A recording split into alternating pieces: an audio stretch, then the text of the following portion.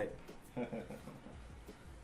This is InvinciBullTV. That's InvinciBull for Bull City, where the gods are immortal and the people are unstoppable. I'm your host, I.B. Einstein, the local leader in black media. That's I.B. because I am that I am, and so, and Einstein because I am a development of intelligence in my human experience.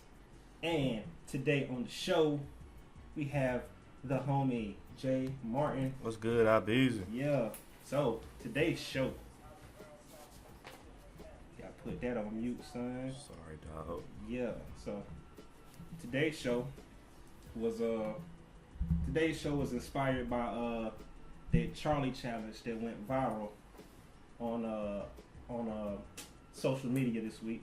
Okay. And that Charlie challenge was, they put the two pencils, the yes, yes, no, no, and they try to invoke this demon, this Mexican demon named Charlie. Okay. And so people run away scared after the pencil move, and the pencil move because gravity and unevenness of the table. Or Right, gotcha.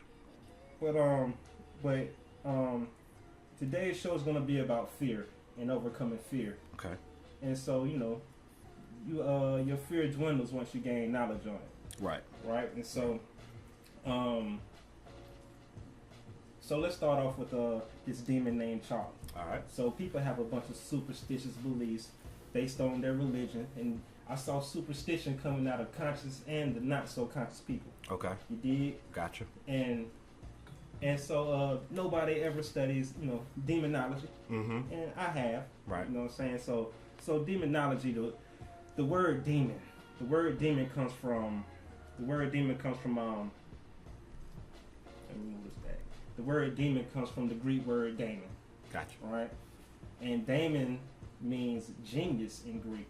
So what does a demon have to do with genius? Right. So we think about a demon is when the negative stuff is going on in your life, like when you overcome depression, mm-hmm. or low self-esteem, mm-hmm. or you overcome poverty, mm-hmm. or you overcome addiction to food or drugs or narcotics or alcoholism or whatever. Gotcha. You notice when the people that overcome those things, they transform and they have this new level of genius, and it brings them power. Right. Yeah, just think about all the rappers in hip hop that had to overcome extreme poverty, and how many millions and how many blessings they pull in, and their level of power. That was a genius they picked up. Right. Okay. From poverty, and so the demon is something that lies within your psyche. Okay. And a demon is in the dark, and you're supposed to bring this demon in the dark. You're supposed to bring it to the light. Gotcha. And when you see statues and paintings of demons from other religions, like mostly in the East, mm-hmm. the bigger and uglier and scarier the demon, right, the more powerful it is. The more genius it has to offer you. Right. Right. And so all these things are within you. It's not like this demon outside of you and it's going to do something to you. Okay. Yeah, it's something that's within you. Okay.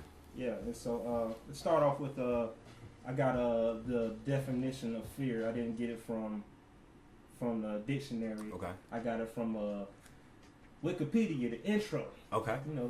They have better definitions in the intro yeah. of Wikipedia because it's an online encyclopedia. Right. And it said fear is an emotion induced by a threat perceived by living entities, which causes a change in the brain and organ function, and ultimately a change in behavior, such as running away, hiding, or freezing from traumatic events.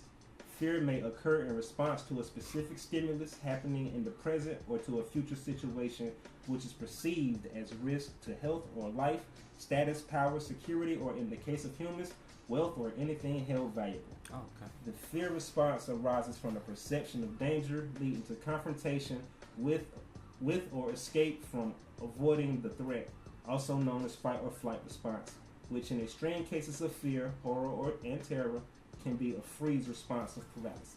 Okay. Right? All right. So most people's fears are imaginary. Okay. They never happen to you. Right. Right?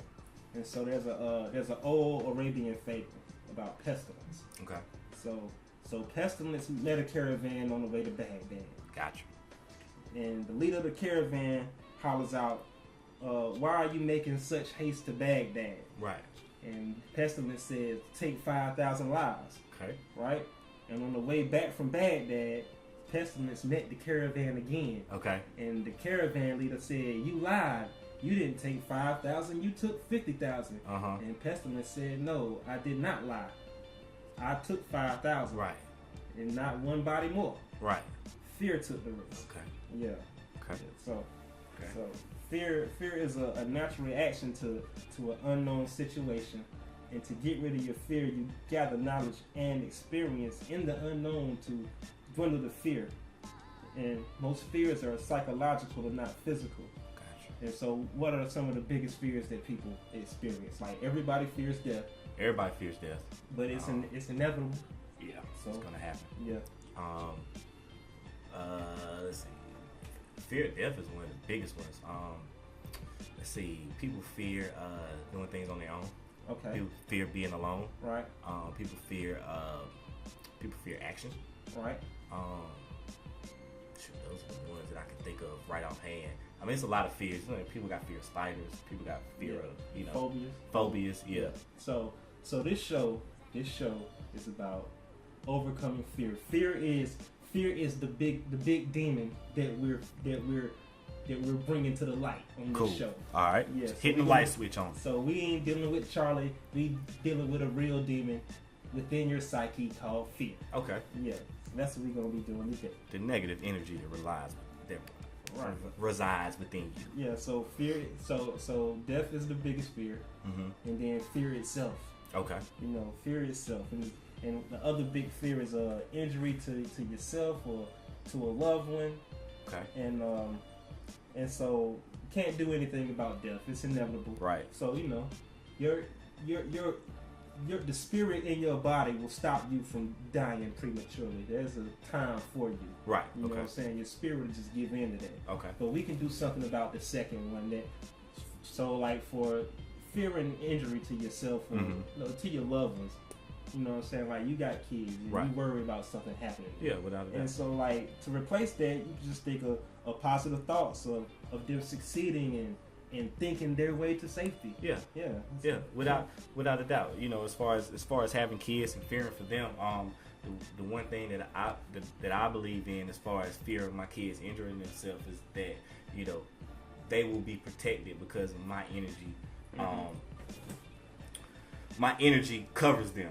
Right. You know what I mean?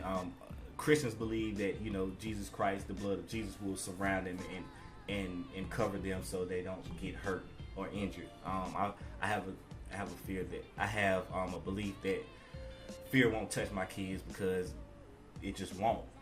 You know what I mean?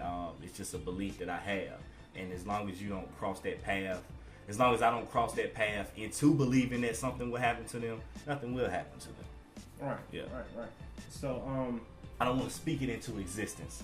Put it like that. True that.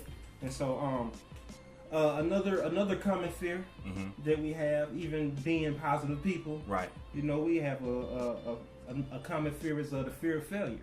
Without a doubt. Yeah. So the fear of failure stems from the fear of criticism. Okay. And to do something is far better than to do nothing. Okay. And even if what you're doing is wrong in comparison to getting rid of your fear. Right. And the law of averages will balance out if you just try to do something. And the law of averages is like, if you keep on doing something, something will happen. Nothing to get done if you don't do nothing. Right. So the law of averages says, they say, if you keep driving fast, you'll eventually get a speed ticket. Speed ticket. So that's the law of averages. Right. And all you need to do... Could that be considered Murphy's Law too? Something like that. Okay, gotcha. Yeah. Explain to what Murphy's Law is. Anything that can happen will happen. Okay, cool. Yeah. So all you need to do to be successful in conquering the fear of failure is to act as if it is impossible to fail. Right.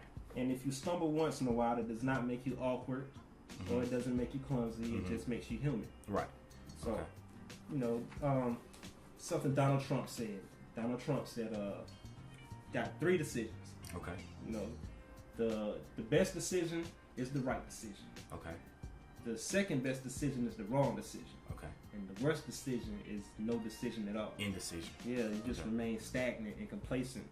You know what I mean? Right. Due to the law of physics, you know what I mean? If you stagnant and complacent, gravity will actually pull you backwards. Yeah, right. Yeah, so that's why doing nothing at all is detrimental to your fear. Gotcha. Yeah, so you have 4 techniques to get rid of fear. Mm-hmm. Right? Mm-hmm. So the first technique is to admit to your fear. Okay. Right? Okay. So people tend to rationalize admitting the whole truth, even to themselves. And unacknowledged fear is one that can cause the most trouble for you. Okay. Right? And so, because the fear is there even if you refuse to admit it. Right? And it's like if you hear the engine in your car knocking, right? Okay. And you stuff cotton in your ears. You know? That don't stop the car from, that don't stop your engine from knocking just because you put the cotton in your ears. So if you put cotton in your ears, it won't help your engine out? Nah. Yeah. So, you know. I done tried it a few times. I don't know. Yeah, I done had some knocks in my engine in one of my old cars. Yeah. Back in the day, and I just turned the radio on. Yeah, like, hold on. We turn this Jeezy up a little bit more. Yeah. Then, you know. Motivation. Yeah, so I could ignore that knock. Yeah. Couldn't ignore that smoke though. Nobody can't ignore it when you stand on the side of the road. Right. Hey, man, this cotton ain't worth a damn. Yeah, so that's how unadmitted fears work. Right. You know, and once you admit to your fear, you know, you've taken the first step already. It's the most difficult step. And it'll produce the opposite. You know, it's like courage. So the point is like admitting to the weakness or the wrongdoing or the affliction is not actually the problem. It's admitting to the fear that's associated with the problem. That's often tough for people, right? So once the fear is admitted, you can start traveling on the path in that journey to loving yourself. Okay. You know, cause people have the misconception that courage and bravery is the opposite of fear. Okay. But the opposite of fear is love. Oh. Right. And so black people in their natural state are born out of love. Right. And fear is something that is conditioned in us. Okay. Right? Because even in our indigenous religions, they were built out of love. Right. And fear was a known aspect, and it was things built in our religion that didn't cause us fear, and we had a counter activity for fear, and that was love. You know what I mean? Yeah. So it's to admit to the fear is a love for self. Okay. Yeah, and people be wanting to know, you know, how do I love myself more? You know what I'm saying? You start by admitting to your fears. Okay. Yeah. And so that's part of getting you back on the path to being natural. Right. Admitting to your fear. Okay. All right. And so number 2 is, you know, you analyze your fear to see if it's really justified. Right. Mm-hmm. So after you admitted exactly what you're afraid of, then you need to analyze your fear to see if it is truly justified. And if it is legit, you just do something about it. Gotcha. Right? Right. And if it's not legit, you just start worrying about it. Right. Right? Yeah. All right. So number 3 is take the necessary action to get rid of your fear. Okay. All right, makes sense? Yep. So you translate your analysis into necessary action. You know, action is required. Right. As we said before, no action at all is detrimental. Yes. And the best decision is the right decision. Yes. Second best decision is no decision. I mean, the wrong decision. Right. And the worst is no decision. No decision at all. Right? Right. So we can divide this up into 2 things, right? So take the necessary action to get rid of your fear. First thing you do is don't concentrate on your fear. Okay. Right? Makes sense. So if you say, let's say if you fear being criticized, right? Right. If you keep on fearing about being criticized, you make the projection in your subconscious mind that you're going to get criticized. Right. And so now you express, now you give off this energy that says you fear being criticized, and all that's going to do is attract more criticism. Cool. Right? Right. Law of attraction. Law of attraction. Right. So we kick this in other shows. It's like we want to focus on the solution, not so much on the problem. Right. Because when you start focusing on the problem, you end up creating your own devil. Yeah, exactly. Right. Creating your own devil. Yes. Yeah. We did kick that on other shows. Yeah. So you want to focus on that solution. Right. because you feed this projection into your subconscious mind, right? Mm-hmm. So you have your conscious mind and you have your subconscious mind. Okay. And your subconscious mind does not distinguish the difference between real and fake. Okay. It is what it is. Right. Like your subconscious mind, to your subconscious mind, a dream is real. Right. To your subconscious mind, a lie is real. Real. Right. Right. Everything is real to your subconscious mind. It's always recording. It never stops. Right. Your conscious mind acts as the filter. Right. Okay. Right. Right. So your conscious mind can filter out the bullshit that's about to go into your subconscious mind. Right. You know what I'm saying? Your conscious mind is a player hater. Right. Without a doubt. You know what I'm saying? Without a doubt. Yeah, and that's not what the show is about. It's ways to cut off your subconscious mind. Right. You know what I mean? Meditation, a certain type of beat and music at a certain wavelength, at a certain speed, at a certain pattern will put your conscious mind to sleep, and whatever message is behind that beat gets straight to your subconscious mind. Right. Yeah. Or you can do it to yourself. It's called a mantra. This ain't what it's about though. Just focus on the solution and not the problem. Not the problem. Don't concentrate on the fear. Yep. The next thing is do the thing you fear. Cool. And you will gain the power to do it. Yes. Right. Yes. Yeah. So, you're scared of something, just go do it. You don't be scared no more. Yeah. Remember when you first drove and you were scared to drive, and then you just started driving. Right. And you ain't scared of it no more. Nope. Yeah. Fear I gotta get over. I need to get my ass on an airplane. I ain't never been on an airplane. You ain't never been on an airplane before? I ain't never been on an airplane before. So wow. I just need to. Are you scared of it, or you just haven't done it? I just haven't done it. Okay. I would rather drive. Me too. Me But too. My ass need to fly. Me too. Hey, you know what? Made me want to fly? What? I drove to Miami. I was like, yo, 13 hours a long way, bro. Yeah. And then you look at the flight, it's like, oh, this only 2 hours on the flight. Yeah, I gotta get on the flight. Yeah, I drove to Miami before too. Yeah, it's a long ride. Glad I had that sun pass though. You didn't. No, I didn't. Yeah, I did. Yeah, I was waving at your ass. Damn, look at them. They backed up. Oh man. Yeah. And so so just do what you fear. Another big fear that was tough. You was there. Okay. When I had to get on the mic. Yes.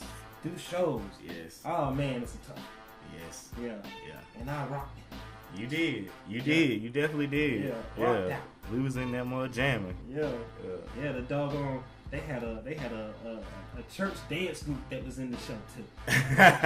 They started doing the chicken head when I started rocking. They almost turned the table down. Oh, Bull City proper, we don't run proper. Yeah. We don't talk proper. Yeah. I did that. You see down here, it's like warfare. Yeah. Take your pride with you when you die here. Yeah. Yeah. I remember that. Yeah. So number four is overcome the fear of speaking up or voicing your opinion in public. Ooh, public speaking?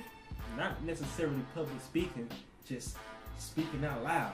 Okay. You know, like it's like some people think their idea ain't good enough. Okay. So they just keep it to themselves. Right. Right. Like you an outspoken person.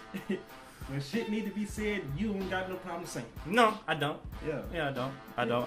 I never had that fear though, so I don't know what that fear feels like. Yeah. Yeah. I have been scared of public speaking though, but we'll get on that stuff after you keep. I mean, public speaking. Go into it now.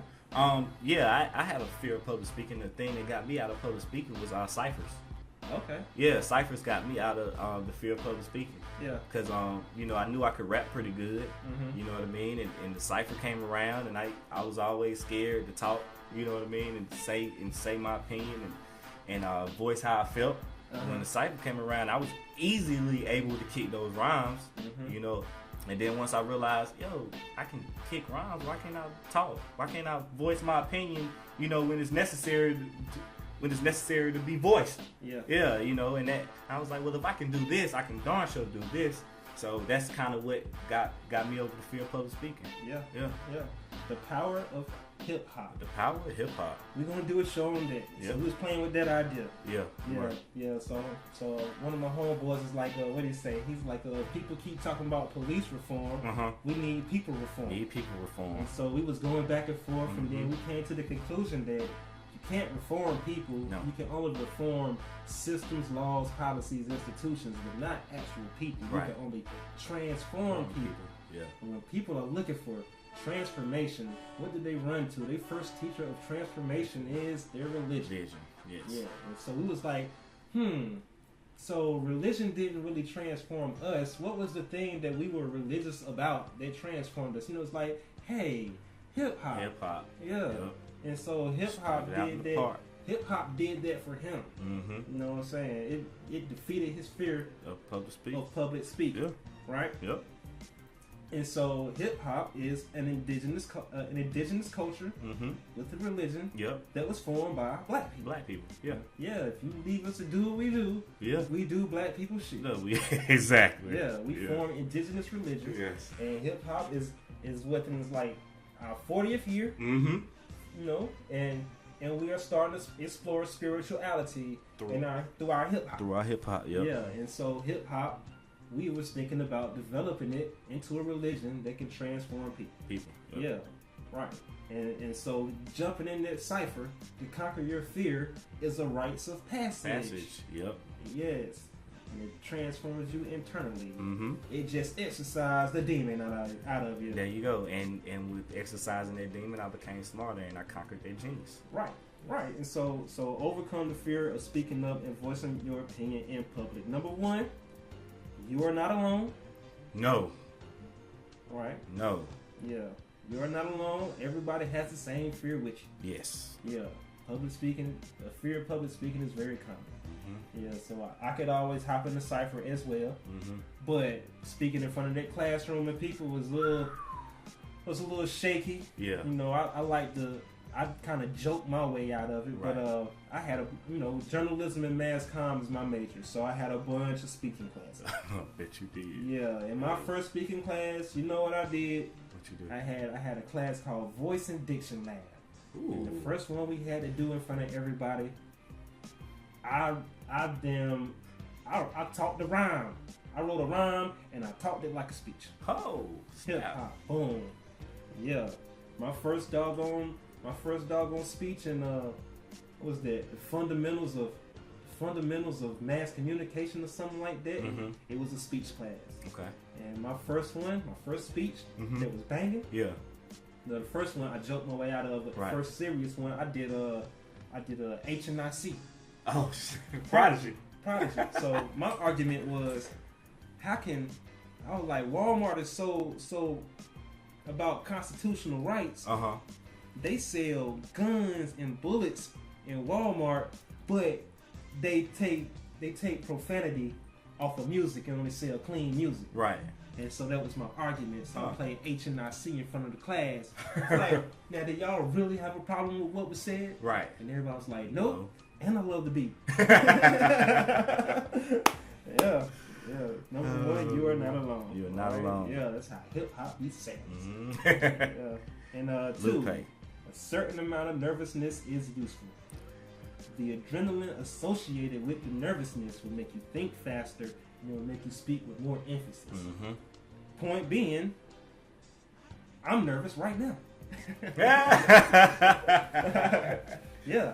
Before each show, both of us get nervous. Yeah. And it's actually healthy. Yes. And the nervousness kind of goes down as we start talking, but the nervousness is always there. Yep. Yeah.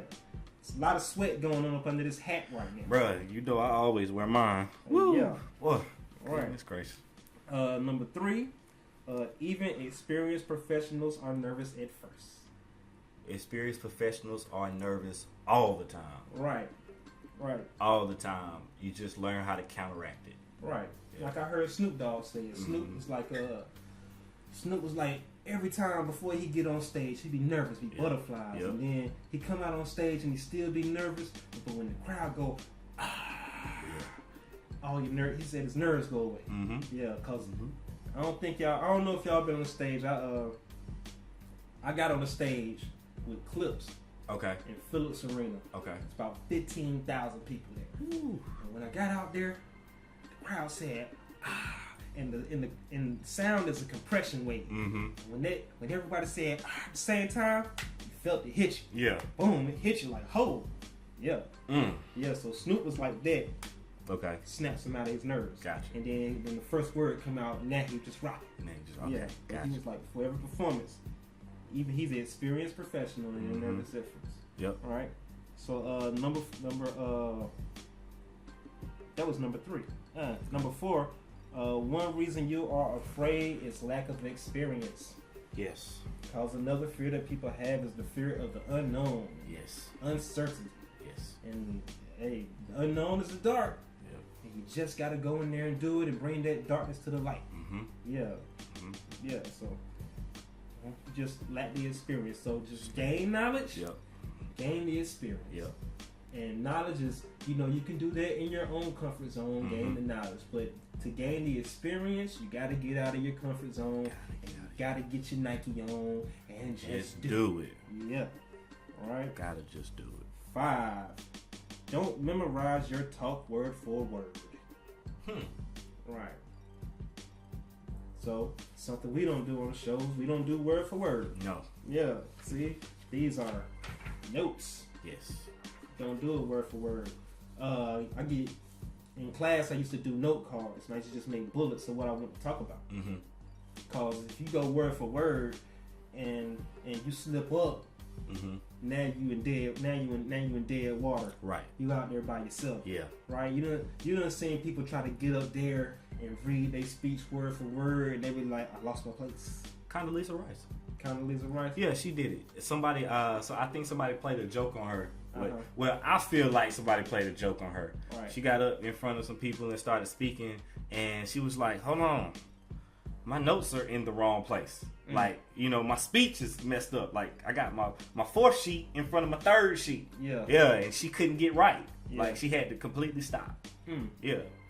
Yeah, I use I go with the bullet point method. And when you put your stuff in bullet points, right, you gotta, the stuff that goes within that bullet, you gotta speak from the heart about that. Right. You know what I mean? Right. And when you just use the bullet point and don't speak word for word, right, you start speaking in a conversational language. Right. Yeah, it's like you're just having a conversation with your audience. Yep. Because it takes you gotta go to school for this. Yes. I got a class for it. Yes. And it's writing in a conversational style. Okay. Yeah, and people ain't trained to write in the conversational style. So when you start writing and you start reading your speech, you're reading it like you're reading it. Yeah. And not like you're talking. It's called writing for the ear. Right. Yeah, we do it for TV. Okay. So just in case the news is on and you're washing dishes, it's like we're talking to you. Right. Yeah, you ain't got to be looking at the screen to follow the story. Exactly. Yeah, it's called conversational writing. Gotcha. And it's called use the CCAAA method. It's clear, concise, and always accurate. Clear, concise, and always accurate. Right. Cool. And you have to write an active voice. Mm-hmm. And active voice is you don't say you gotta, if you're talking about the past, you gotta make the past sound like it's happening in the present. Gotcha. You gotta make the past sound like it's happening right now. Okay. So instead of saying he drank the juice, you say he was drinking the juice. Okay. Yeah. It's called active voice. I forgot the English term for it. Okay. It's called progressive past tense or something crazy like that. Okay. Yeah. Right. Number 6 is rehearse your talk first. Rehearse your talk first. Yes. Yeah. This is one of the things that I always do. Like when I used to get in front of classes and speak, I would always rehearse first. Always get my words right, because it's something in the preparation that makes you lose the fear. When you're prepared for something, you never have a fear of it. You might have a nervousness in the beginning, which is also a fear, but that nervousness can turn into pride once you're done. Like you said, we're always kind of scared when we come on here. We're not scared isn't a good word. Nervous. We're always nervous when we come on here, but when we're done with the show, we be like, yes, yeah, we did it. You know what I mean? Yeah. So and that comes with preparation. When you practice something and you rehearse something, you got those words, you know them, and your subconscious takes over, and it comes to the forefront, and your consciousness takes over along with your subconscious, and those words come out clear and concise. said. Cool. Yeah, makes sense. One thing, take it back to hip hop. That's our thing. Yeah. So, you know, when you come to the studio with me, right? I learned it from the people that I used to go to the studio with. Right. You teach people. Right. Right. Right. Yeah. My studio is called Gladiator School. We make gladiators. Yes. Right. So you're not just gonna come in and you're not just gonna record. You're gonna get a teaching lesson. You're gonna get taught something. So LA was one of my mentors, Lyrical Assassin. He don't rap no more. Okay. But his thing was, before you do your show, before you hit the stage, you need to say your whole show. You need to do your whole routine in the mirror. Yeah, rehearse it in the mirror. Yeah. And that was who used to do that? Winston Churchill. Okay. Yeah, from England. Right. That was his thing. He was a great leader in England. Right. And he used to practice all his speeches in the mirror. In the mirror. Yeah, okay. But LA was like, you need to drop that rhyme in the mirror. Okay. The whole thing. Okay. Yeah. Number 7, know your subject and stick to it. Yes. Yeah. Yes. Gotta know what you're talking about. Yep. Yeah. I think that's right on point right there. Yeah. Yeah. Know your subject. Like, you know, and you get the tendency to make blanket statements. Right? And somebody will call you out for it. And you know, some people do it just so they can expound and sound right. You know what I mean? But you don't want to expound and sound right. You want to be right to the best of your knowledge. So you need to know your subject and stick to it. And lastly, concentrate on the job to be done. And that job to be done is delivering the message. Yes. Yeah. You know, you can when you start trying to do more things than deliver the message, you know what I'm saying? You get off topic, you become flighty. Right. And so you start losing people. Okay. Yeah, so you need to keep focused on the message. The message. You don't want to be all over the place. Okay. All over the place works against you. Right. Yeah, I even do my songs like that. Right. Songs got a topic and the hook and the chorus has to be about the topic, and then the 16 bars has to be about the topic. You know what I mean? And so that's my thing on albums. Like, I'll go a little bit all over the place on a mixtape because it's practice. Right. And so I expect that out of my rappers. Right. So the rapper will title this song one thing, but it'd be a bunch of punchlines, and the punchlines ain't related, and it's all over the place. And he think he hot because he got punchlines, but those punchlines ain't talking about nothing. Nothing. Yeah. Right. Just take I do it, and then I heard Jay-Z talking about how he does a song. I'm like, oh, he does it too. Right. So I have punchlines, but my punchlines relate to the topic. And my punchlines actually tell a story, and one feeds into the next one feeds into the next one, so they're not empty. Yeah, it's a development. Right? So, preparation. So, preparation for the worst is also not fear, it's just plain old common sense. Yes. Dionysus said, forethought is greater than repentance. Yeah. Forethought is greater than repentance. And so, like I was a young lady. I got a young lady that's about 5-6 years younger than me. Okay. And she calls me for advice. Okay. On spiritual matters. Okay. Right. And so, you know, she's talking about her insecurities and her beef with that and this and that. And when I got down to the bottom of it, it was fear. Fear. Okay. Right. And so her thing was, you know, dealing with this comment, forethought is greater than repentance. Right.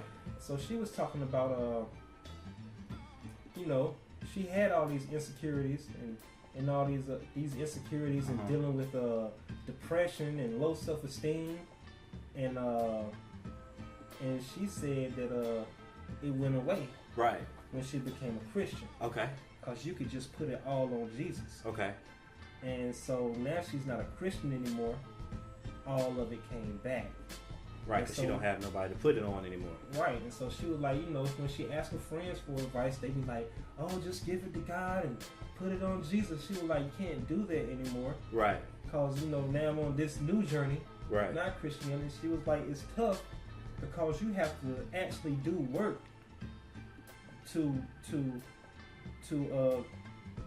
solve all these issues. Right. And these issues are demons. Right. Right? Right. And so she's trying to conquer these demons and bring the demon out the dark into the light. Okay. And it definitely takes work. Yes. Yeah, and she didn't realize that she was dropping jewels. So she was like, I got all this baggage. I'm like, yo, it's jewels. Yeah. Within that baggage. Yeah. You know what I mean? Yeah. I just gave you a simple lesson. You know what I'm saying? And she was like, oh, everything you said is just so much to take in right now. Right. And you took in enough. Yeah. Because after you started spitting that, you know what I'm saying? We helped you bring something that was in the dark to you. You brought something into the light. Right. Within that one conversation. Yeah, you have to get somebody that knows more than you. You know, I know more than a lot of people. Yeah. But guess what? I have a mentor and he knows more than me. Yeah. Yeah. Yep. Yeah. My dude I talked to was like fucking 70. I know what you're talking about. Yeah. Okay, Yeah. Dr. Ashanta be schooling me. He's a doctor in psychology. Yes. Yeah, so he schools me. And you know, I got other people to school me in other matters. He just schools me on that. Right. You know what I'm saying? I have Jay Martin to school me on stuff. Yeah. Then he's more experienced than I am. I got my homeboy Bonds. Of course, you got your parents and the elders in your family, but you always want to surround people that knows more than you. Always. Yeah, you want to get mentors. Yes. I got mentors at work, and I have mentors on different levels. I got a mentor that's like 2 years ahead of me in my career. Right. I got a mentor that's 5. Right. I got one that's 10. Right. And I got one that's 15. Right. And those are the different levels, you know what I mean, to see within your future, because I'm getting rid of that factor of the unknown. And because they have already conquered the fears that you're about to head into. Right. Yeah. And it gives you the learning curve. Exactly. Right. Yeah, so that's just like all right, some people just like it for me to get deep. Okay. You know what I'm saying? Go deeper, as Zoe Williams would say. People like me to go deep.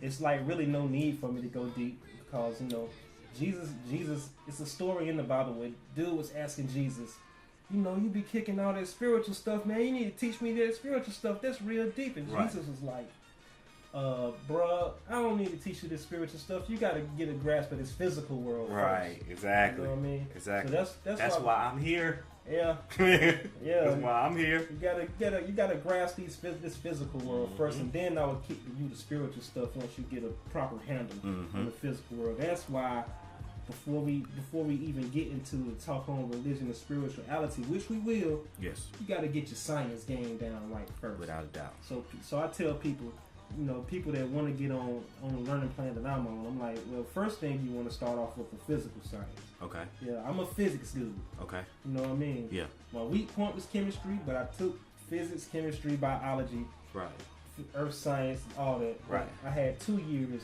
of physics. I had physics 1, I had physics 2. Gotcha. I had the AP college course in high school. I was gearing myself up for engineering. So physics is my thing. Right. Females are better at biology. Yes. Yeah, and chemistry. Yeah. So like if you can extract the knowledge using biology, you would actually teach me something. I got a biologist in my family. Right. Oh, word. Yeah, it is my daughter. Oh yeah. My daughter is a biologist. Cool. Yes. See. Yeah. And then you got people that's better at chemistry, and you can use that as your basis, because guess what? Biology, chemistry, and physics are all physical science, and they say the exact same thing. Exactly. Yeah. Just in a different way. Right? And then your religion is telling you the exact same thing. Yes. Just in a different way. Yes. But that's dealing with spiritual matters, and the physical science is dealing with physical matters. So you need to get your physical science in. Right. And then you can do some history, because you just can't practice. Because once you read about a religion, you just can't practice the religion. Right? You have to understand the culture that produced that religion. Right. Because your context is improper. Right. Right? So, let's get into this conscious mind and subconscious thing. All right, let's go. Your conscious mind is a player hater. Your subconscious mind accepts anything that comes in. Okay. So, the conscious mind controls your voluntary systems. Okay. I can make my arm move consciously. Right. I can talk consciously. Right. And then your subconscious mind controls all your involuntary functions. Right. Right? Right. Your if you went to sleep, your subconscious mind never cuts off. It's going to make your heart beat. It's going to make your digestive system digest while you sleep. Yep. It's going to got your endocrine system. It's gonna fight off this and produce that hormone no matter what. You can't do nothing about that with your conscious mind. Right. But it's one system in your body that's controlled by both of them. Okay. And that is your respiration system. Okay. You can hold your breath only for so long, because then your conscious mind will take over. Like, oh, we're about to die. We need to start breathing. All right? Yeah. Boom. That's your subconscious mind. So you use your breathing, meditation techniques to program your subconscious mind. Okay. Yeah. So it's called when I say you can use words to program your mind, it's called a mantra. Mantra. Yes. Right? So you can just, I will be successful. I will be successful. Okay. And you can just make that your mantra. Okay. Close your eyes. Meditate on it. Yeah. It's a certain way you breathe. Right? Get rid of thoughts. Then you can program your subconscious mind. Yeah. And everything you do before you meditate, when you go light your incense and you pull out your prayer rug or something, and you sit Indian style, and you do this and you do that. Those rituals don't actually do anything.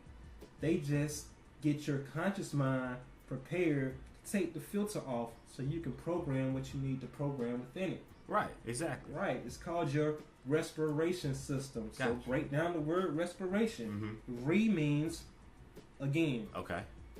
Ation, shun, means the act of. Okay. This is Latin. You Okay. know what I'm saying? Spira means spirit. Okay. You know what I'm saying? You are just spiriting again. It's the act of spiriting again. Reacting spirit. Yeah, respiration. Spira means spirit. So expiration. When you die, you expire. Your spirit. Yeah. What does X mean? End. Yeah. Yeah. Yeah. You know what I mean? Expiration. So that's the word for death. So inspiration. Okay. The act of putting the spirit in you. So when I inspire you, you have this vigor. Right. Inspiration. Inspiration. You know what I'm saying?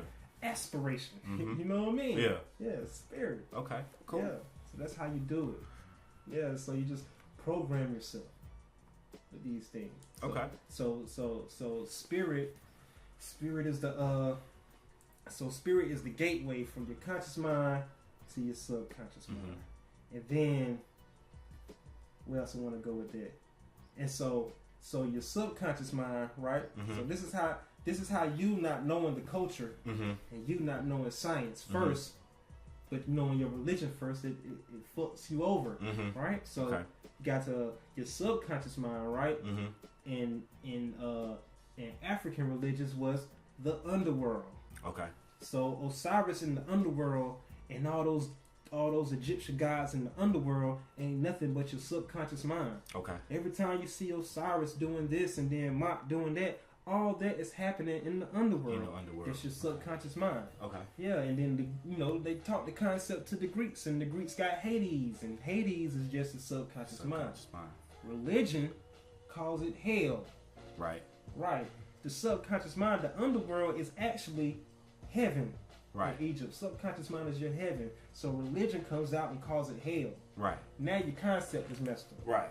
Right. Right. Yeah. Yeah, and then also in the Bible, in the Old Testament, when they say hell, they're not even talking about a fiery place.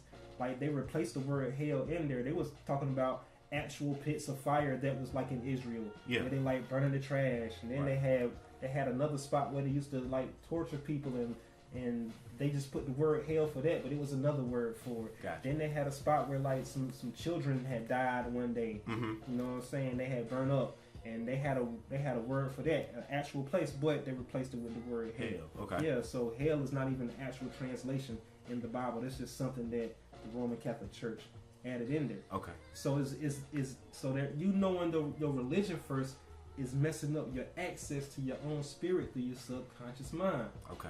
Yeah, because all these concepts, this Tahuti concept, it's in your subconscious mind. Right. And when you activate the power of Tahuti, the God of wisdom, when you're learning some stuff, if you know how to meditate and reach Tahuti, you know what I'm saying, you decrease the learning curve on learning something. Yeah, that's just like a lower level aspect. It's how you activate that energy and that spirit. I'm not going to get into how you actually do that. Mm-hmm. I'm going to bring that later on in the show. Okay. Because we got simple things. Right. Yeah. To knock out. Yeah, we gotta get through the simpleness of it first. Yeah. So this is how you program the fear out of you. It's talking about this is how you bring your demons. The demons is unknown and fear, and you just bring it to the light, man. Mm-hmm. It's not that complicated. So you ain't got to be scared of spirits and demons when people start talking that superstitious mumbo jumbo. Yeah. Yeah. Yeah. What Stevie Wonder said. Yeah. Yeah. Yeah. Yeah. You believe in things that you don't understand, you suffer. Yeah. People fear what they can't understand, hate what they can't conquer. Guess it's just the fury of man made me a monster. Nah, you can hate me now. Good. Yeah, it's teaching. Yeah. It's teaching. This is hip hop, baby. This is an extension of hip hop. Yes. Hip hop. Yep. Yeah. So you just gotta learn how to. We're just giving you the knowledge because we said one way to get rid of fear is to gain knowledge and experience. Yes. I can't give you the experience on this show. Nah, you gotta get it. I can just give you the knowledge. Yeah. All right. Boom. Go ahead. Where are we getting the book? We're getting it from this book right here. Hidden Power: How to Unleash the Power of Your Subconscious Mind by James K. Van Fleet. Okay, cool. Got it for 75 cents on Amazon. Good. That's gracious. Yeah. So I had seen the Charlie Challenge. Okay. All right. I was like, the way they do it, I was like, it's just a simple yes or no. First, I showed it to people. I was like, this is what we do in computer programming. Yes or no. Right. Okay. 0 or 1. It's called binary code. Right. When we use a divination system such as tarot cards, the reason why it works is because it's just simple binary code. Okay. That's how we extract answers out of it. Okay. By using binary code. Gotcha. Yeah. People using binary code and don't even know it.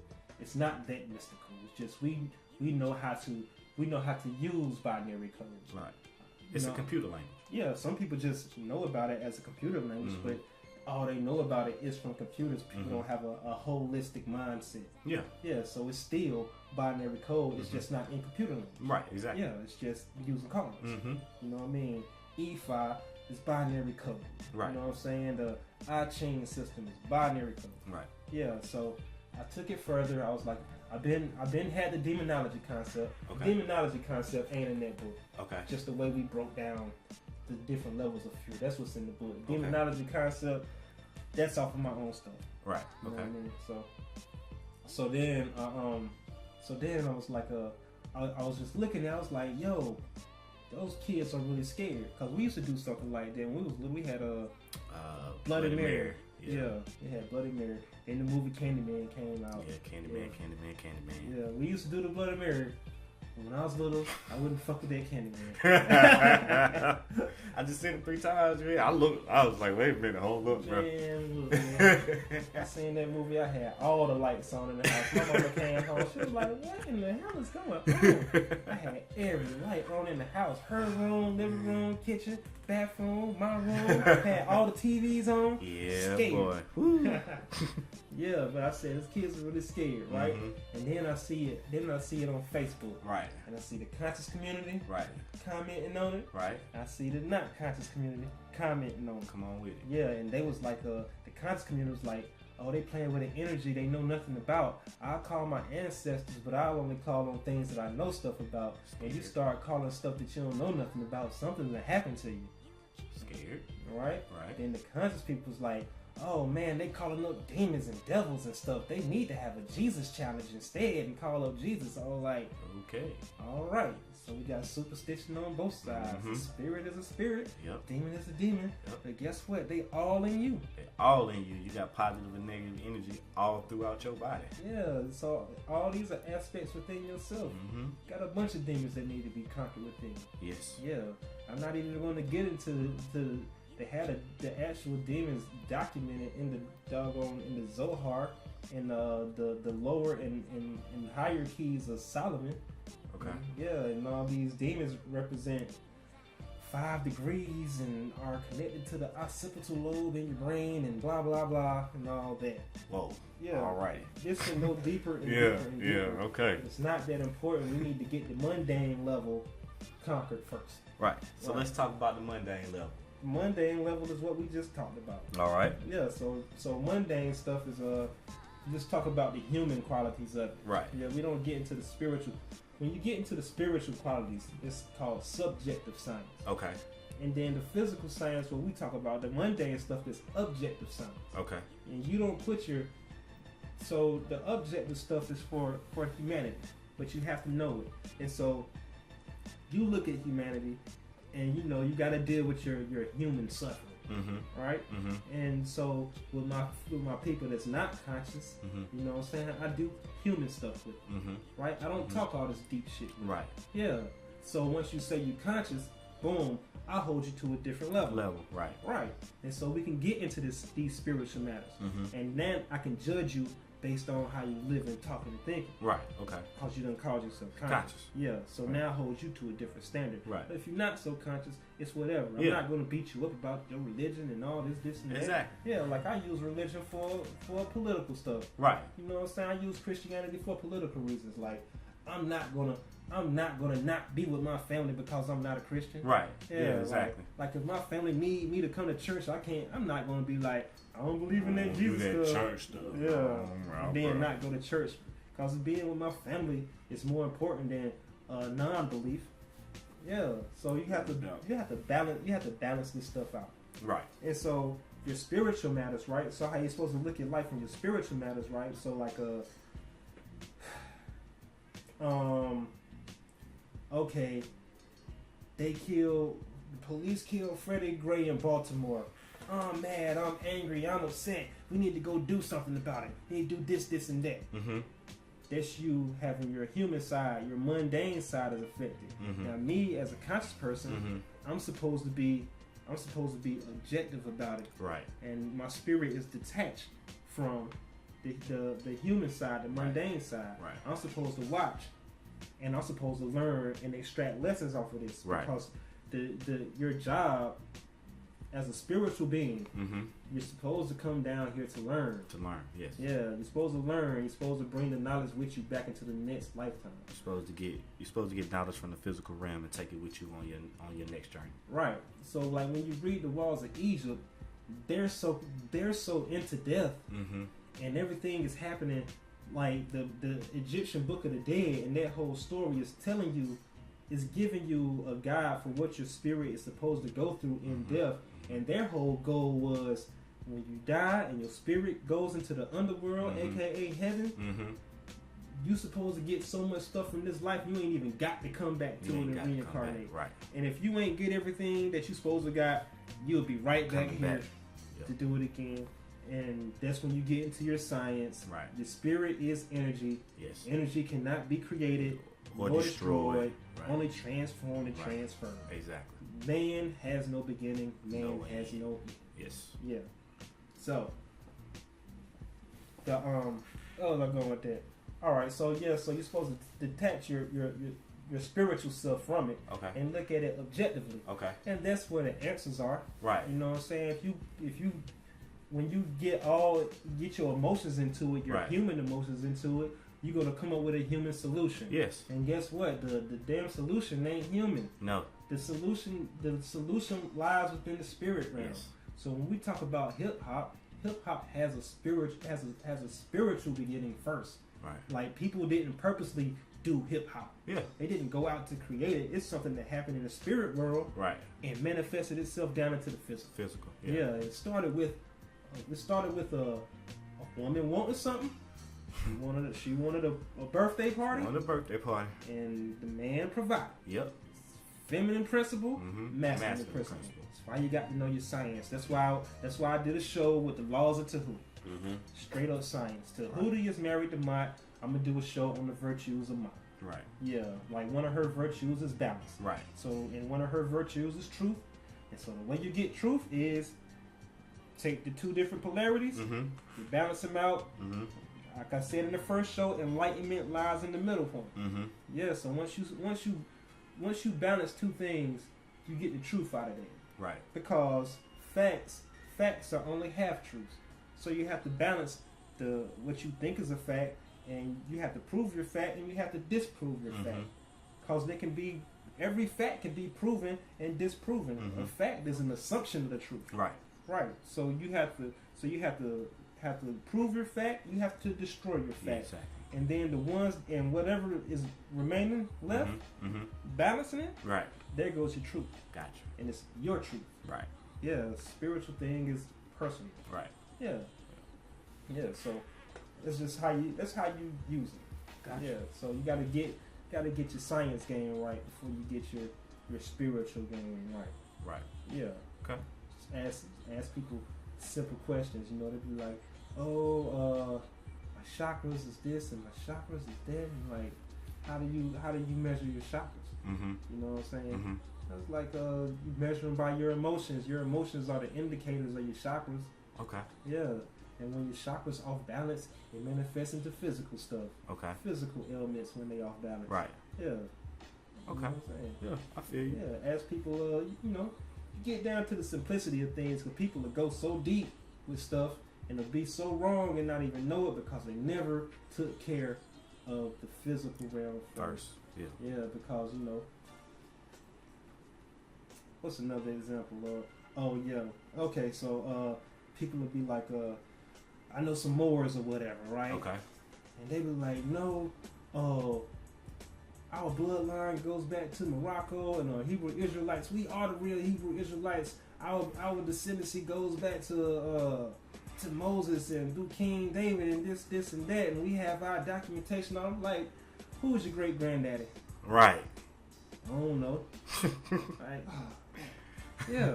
Yeah. Deal with the simple stuff Deal first. with the simple stuff first. Right. Yeah. Let's get that right first. Let's get that right first. Yeah, let's get that right I mean, first. I can go deeper with all this stuff, but it'll amaze you and it'll wow you, and it's just a different form of science fiction that entertains you. Exactly. That's all it is, man. I take the approach of fear is just the beginning of doing something. All right? Like I have a fear of not achieving. Mm-hmm. You know what I mean? And the fear of not achieving comes from a fear of success. Yeah. Like I'm scared of success. Why? It just scares me.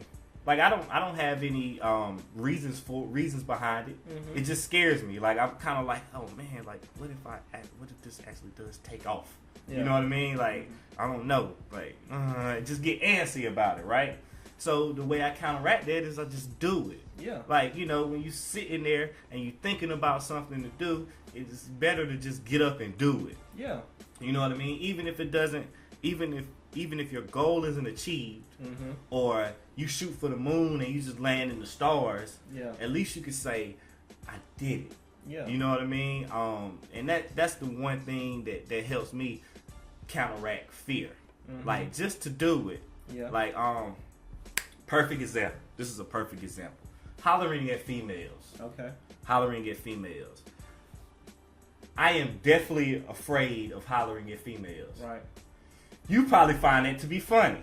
Mm-hmm. Yes, because you know good and well, Jono will holler at some females. Be careful now. I mean, you know, my girl is good. My girl is good. This is in the past. Right. This is in the past. Yeah. So, I am definitely afraid of that. Right. But if I want the companionship of a woman, mm-hmm. then I'm going to have to put that fear aside and go up to her and say, hello, how are you doing? Right. Yes, mm-hmm. My name is Jonathan. What is yours? Mm-hmm. Yeah. And that icebreaker. Preach. That icebreaker is the end of that fear. Yeah. Like, now you might have some nervousness when she comes at you and she says, you know, my name is so-and-so. How are you doing today? Mm-hmm. Like, oh, shoot. Hey, wait a minute. That turned out pretty good. That's my church one. That turned out pretty good. Yeah, you know what I mean? Like, oh, snap. She's actually feeling me a little bit. Right. Yeah, like, yes. So, you know, but the icebreaker and that go-get-it attitude is a counteraction to that fear. Mm-hmm. You know what I mean? That's a good thing. A go-get-it attitude can be a counteraction to your fear. Yeah. Yeah, because I know a lot of people who want to start businesses, mm-hmm. but they have a fear of it.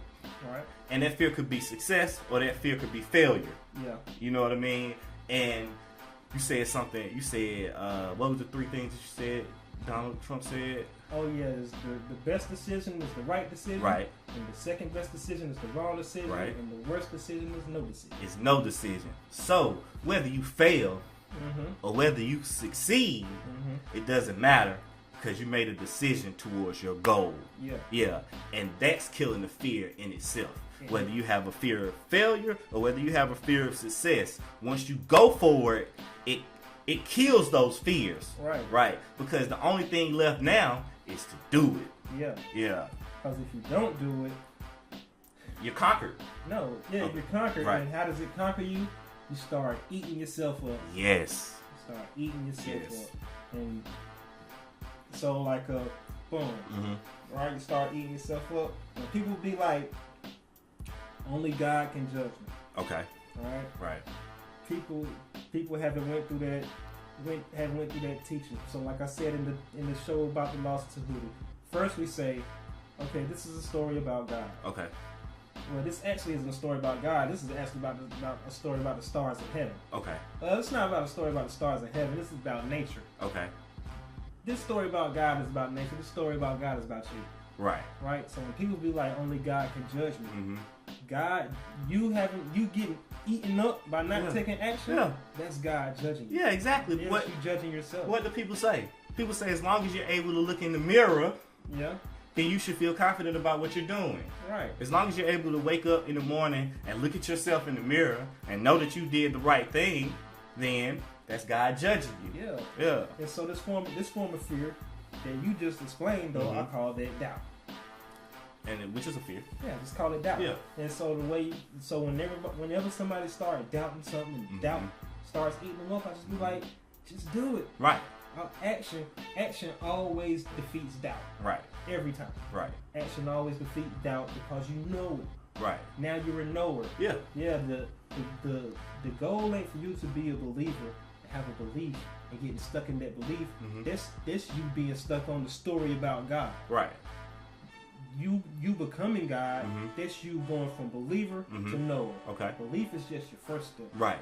Knowing is the end result. Right. Once you know, right, you no longer have to believe. Exactly. Yeah, so you're supposed to become the knower, and you can only become the knower by doing. Right. Yeah, so getting to this God level, it's a bunch of fear, it's a bunch of suffering, it's a bunch of pain. And when you get through that, you have all these levels of geniuses. Yeah. Genius getting you to the God level. Right. Right. Right. So you have all these levels of geniuses. Getting you to the God level. Getting you to the God level. Right. And so belief is just the first step. Right. And your goal is to know. Right. Yeah. So we're stuck on the story about God. Yeah, so we're just stuck on the story. We're believing in the story. So you have to go know the story. Yes. Knowing yourself. Knowing yourself. Yeah, Yes. it's called knowledge of self. Right. Yeah. And the only way to get there is by doing. That's by doing. Yes. Oh yeah, the point I was trying to make is, you know, when I made the point about you can't be ruled by your humanity. Like I just named negative stuff, but we also have positive stuff of how your humanity rules you. Okay. You be like, we need to go save the manatees. Okay. And that's just your humanity. Right. But that's not a solution for what's going on right now. Right. Yeah, you get a human result. Humans are imperfect. Right. Your spirit is where all the knowledge is at. Right. Yeah, so that's an example of when I made the negative example and the positive example. That's where Jesus was talking about I am in this world, but not of it. Yes. So that's just him telling you how to separate your humanity from your spirituality. Yes. Yeah, you have to be in this world and not of it. Yes. That's the actual point I was trying to make. Gotcha. Yeah. Gotcha. Yeah, so you have a spiritual beginning. So you know, people won't feeling it until Oprah said it. You know what I mean? People love Oprah. Yeah, they won't fit into Oprah. Say, I'm just a spiritual being having a human experience. Hey man, Yeah. you know when we get $1 billion behind our name, people will start feeling it when we say it. Yeah. You know that's how it works in this capitalistic society. Oh yeah. Yeah. Like if Oprah was just Oprah the baggage girl at Walmart. Yeah.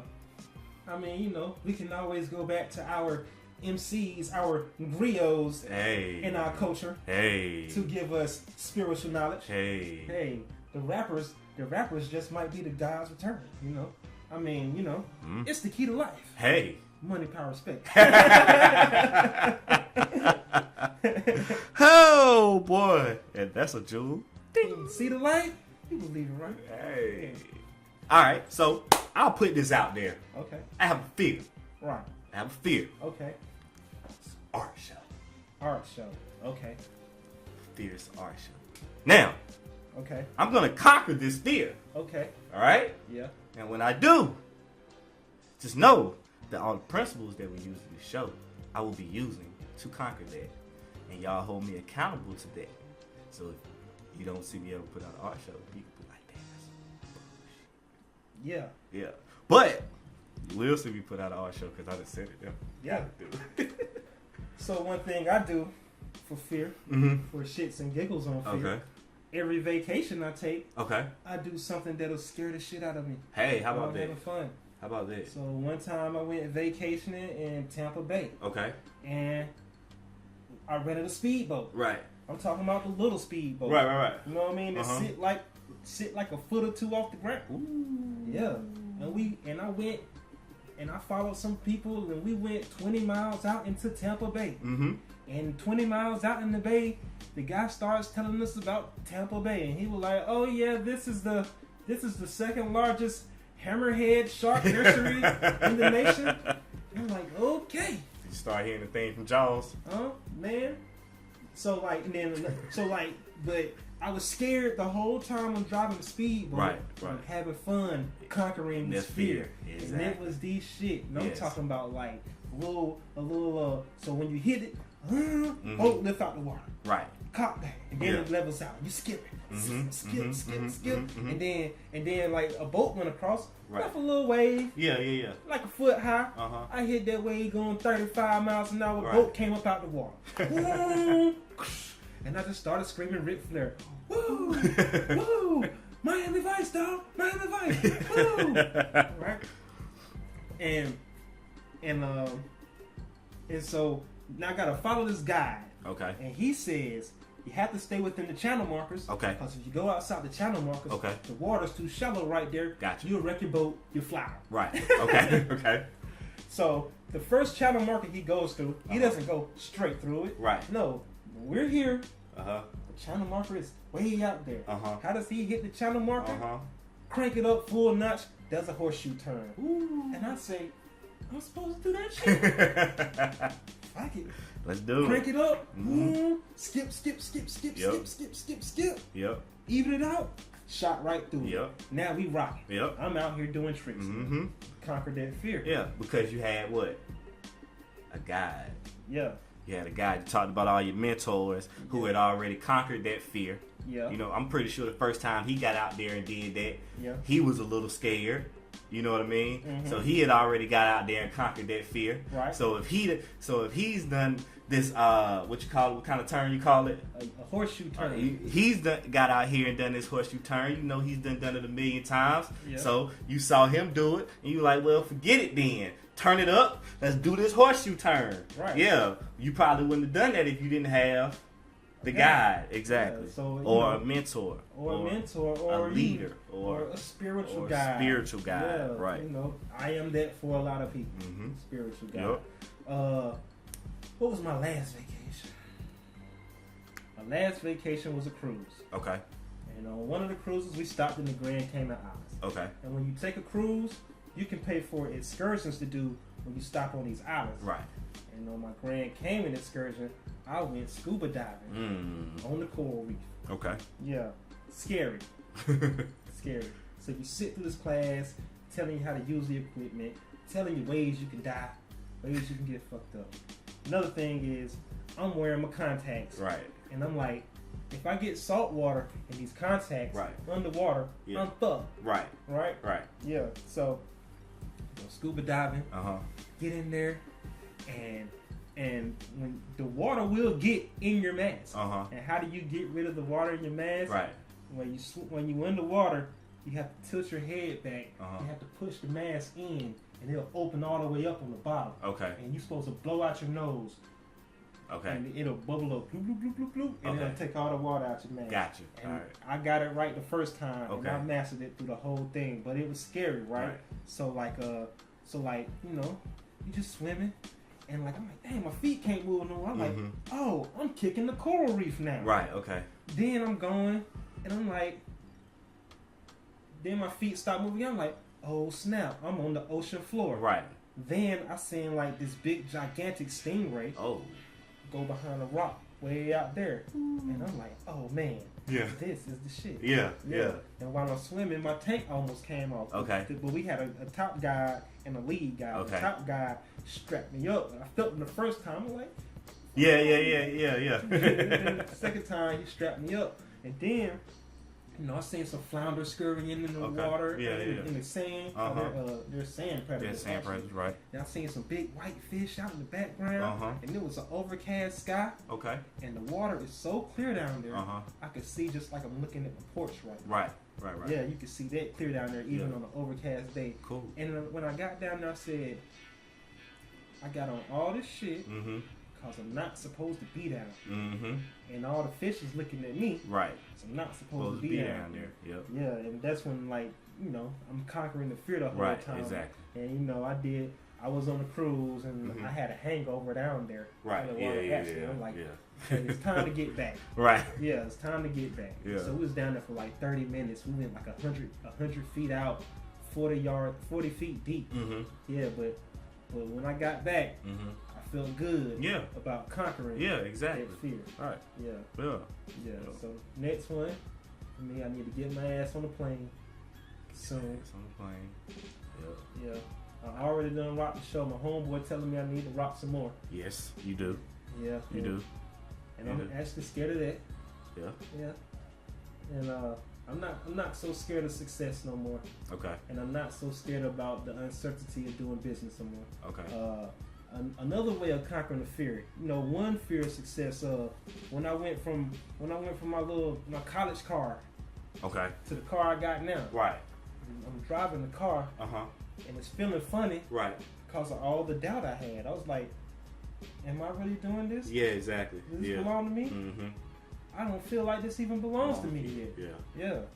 So that went away as I kept on driving the car, and I was like, oh, so now my fear is gone. I am actually deserving of this genius. Yeah. Yes, I deserve it. I just conquered a fear recently. You were actually there. What's that? We did a video downtown Durham. Oh man, we should play that right now.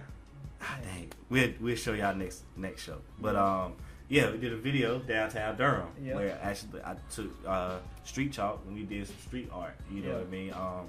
No real big art, just some quotes. And you know, I was kind of scared, man. I can't even lie.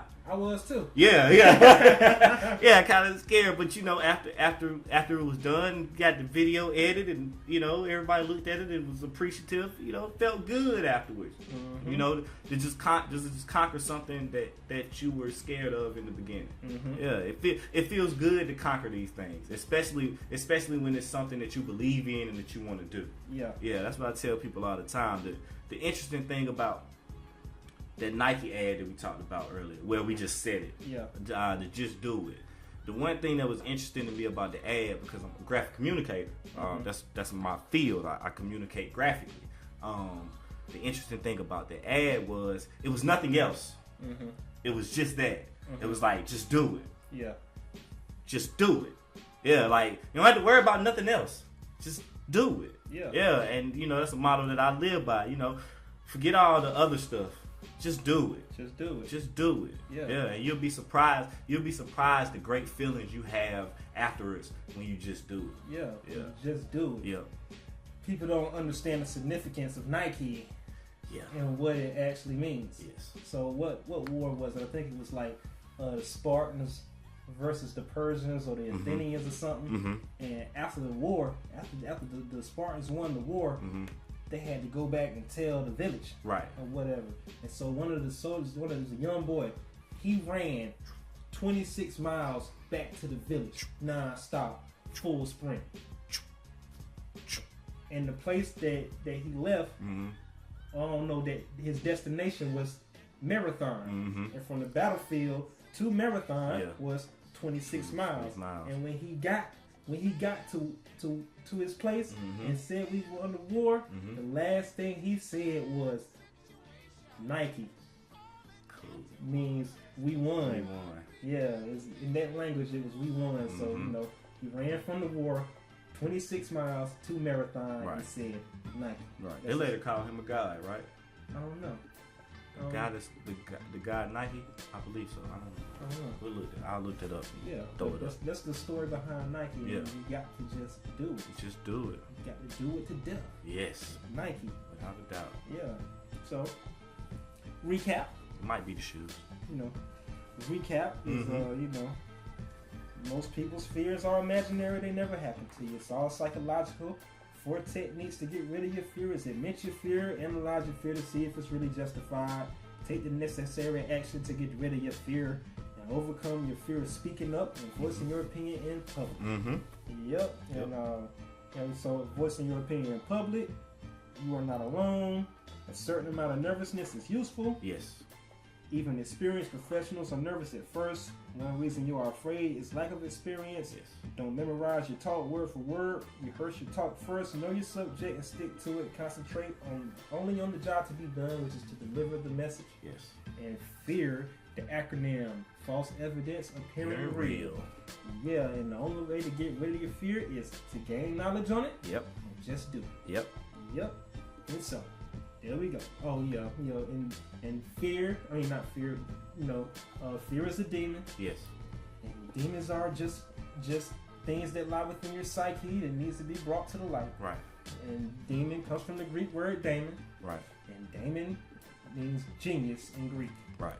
Yeah, and it's just once you conquer this demon of fear, there is a great power behind it, which is genius. Yes. Yeah. So the bigger the demon, the bigger the genius, and the more power you will acquire off of reaching that level of genius. Right. Right? Yep. That's Jay Martin. I'm Abby Einstein. This is InvinciBullTV. Go to YouTube and look up InvinciBullTV. That's InvinciBullTV. And subscribe to the channel. Yep. You can catch us on Ustream. Yep. Every Sunday at 6. That's www.ustream.tv. That's USTREAM.tv/channel/InvinciBullTV. And when we're not on the air, the last episode that we recorded will be cycling. Yes. Right. You can reach me at Abby Einstein on Instagram. That's IB. I can never remember if it's an underscore.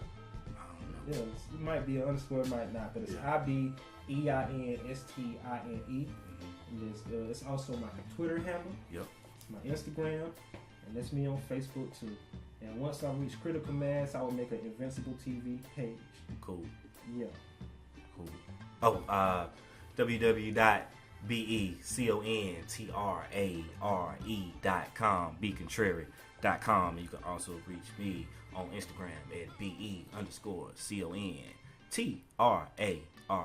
Be Contrary on Instagram. Yeah, this is InvinciBullTV. That's InvinciBull for Bull City, where the gods are immortal and the people are unstoppable. Peace out. Holla.